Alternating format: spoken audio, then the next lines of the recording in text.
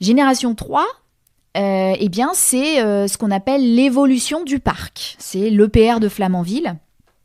Alors au début, l'histoire de l'EPR de Flamanville, elle est un peu dramatique quelque part. Elle est liée aussi à l'histoire du couple franco-allemand en Europe.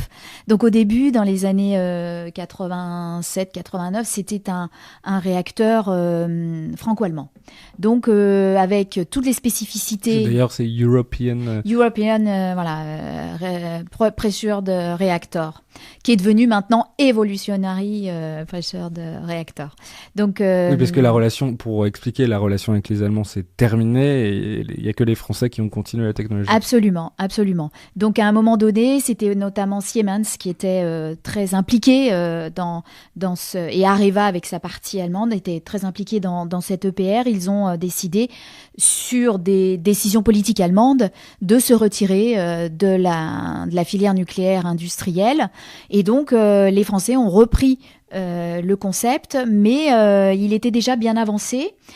Sous la pression politique aussi, à l'époque, il fallait remontrer que la France était capable de construire. Ça faisait une vingtaine d'années qu'on n'avait pas construit et on devait partir à l'export, absolument. Il y avait, à l'époque, c'était la grande époque d'Areva, avec un pouvoir politique très fort et qui avait envie de repartir à l'export. Donc, l'EPR a été décidé d'être construit à Flamanville sur les plans finalement franco-allemands. Donc avec des spécificités allemandes qui nous intéressaient pas du tout en fait, nous les Français, mais qui avaient été des exigences allemandes et donc on les a gardées.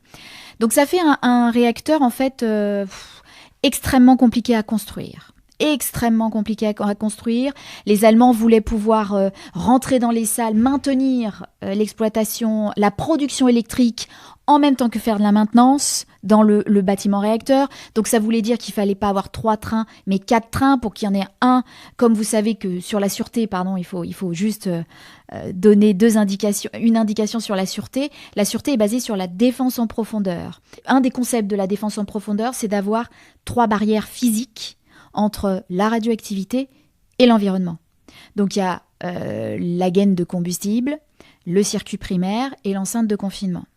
Et tous les équipements qui sont importants pour la sûreté vont être on dit qu'on fait des redondances. On va en mettre plusieurs et notamment en général 3 équipements diversifiés, pas du même fournisseur, qui font le même usage, mais pas au même endroit. Enfin, vous voyez, ça commence à devenir un peu compliqué. Et donc, sur cette EPR de Flamanville, il a fallu multiplier les équipements, multiplier les zones géographiques, etc., etc.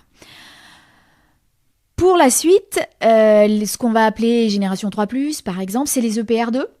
Alors là, on est les Français tout seuls. Et on a décidé, vu le fiasco quand même de la construction de Flamanville, il y a eu un rapport, le fameux rapport Fols en 2019, qui a dit il faut revoir des choses quand même. Donc on a les ingénieries de la filière nucléaire se sont mis autour d'une table et ils ont revu pas mal de choses. Et donc c'est ce qu'on appelle une évolution de l'EPR. Donc on garde la même sûreté, mais on simplifie certaines choses.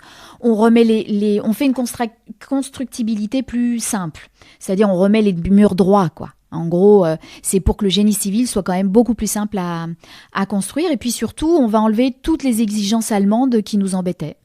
Donc ça, c'est de la génération 3+. Non, mais du coup, je pensais vous l'aborder tout à l'heure, mais restons sur l'EPR juste, puis on abordera la 4e génération après. Simplement, vous le disiez, ça a été un fiasco, l'EPR. On est passé de 3 milliards de budget initiaux à plus de 19 milliards. Il va bientôt rentrer en service, donc il y a eu des dizaines d'années de retard. C'est vrai en France, c'est vrai sur l'EPR en Finlande. Ouais. C'est vrai aussi en Chine, même si les retards sont beaucoup moins importants. À court terme, quand même, ce qui a été décidé, c'est de construire ces EPR2. Combien de réacteurs, quel chantier, quel budget prévisionnel et quelles espérances de ne pas renouveler ce fiasco. Ouais. Oui, c'est fondamental. Vous avez totalement raison. Donc aujourd'hui, le programme, c'est 3 paires de 2 EPR2, donc 6 EPR2 avec une option de 8 en plus à l'étude. Mais aujourd'hui, c'est 3 sites, Penly, Gravelines, Bugey, qui devraient accueillir donc 2 EPR2 chacun. Donc, on reste sur la même puissance, on reste sur la même chose, sauf que, bon, comme je vous l'ai dit, on simplifie plein de choses. Le budget total, alors là encore, c'est extrêmement difficile. Jusqu'à présent, le dernier rapport d'audit avait donné en gros 52 milliards. Là, dans la presse, on voit sortir des chiffres autour de 67 milliards. C'est compliqué parce que chiffrer un programme de cette ampleur-là, c'est pas juste chiffrer combien va me coûter le génie civil. Je peux vous donner tout le génie civil, les cuves, la cuve, combien ça coûte, etc.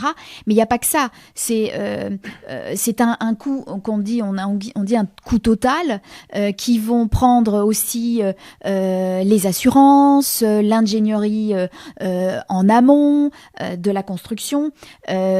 Toute la partie risque qui est aujourd'hui pas du tout sereine, hein. Cette partie risque, elle est compliquée puisque justement l'EPR de Flamanville a tellement fait déchanter tout le monde que maintenant tout le monde met des milliards en plus quand on leur demande de donner leur ardoise, quoi. Donc on est vraiment trop au début de l'EPR2 pour avoir un coût réel sans une énorme incertitude. L'incertitude la plus grande, elle vient aussi, par exemple, juste pour bien faire sentir cette problématique-là.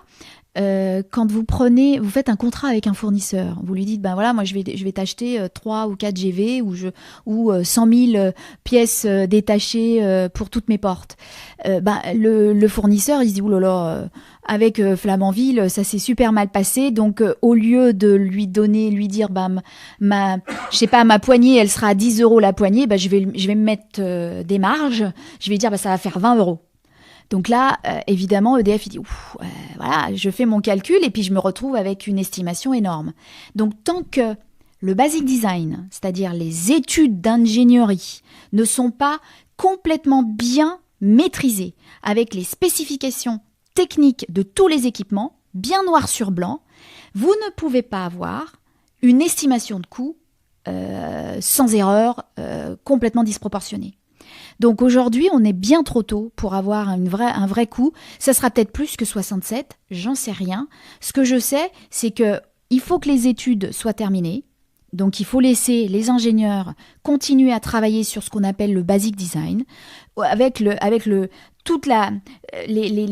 catalogues de tous les équipements, combien par exemple les pompes, quelles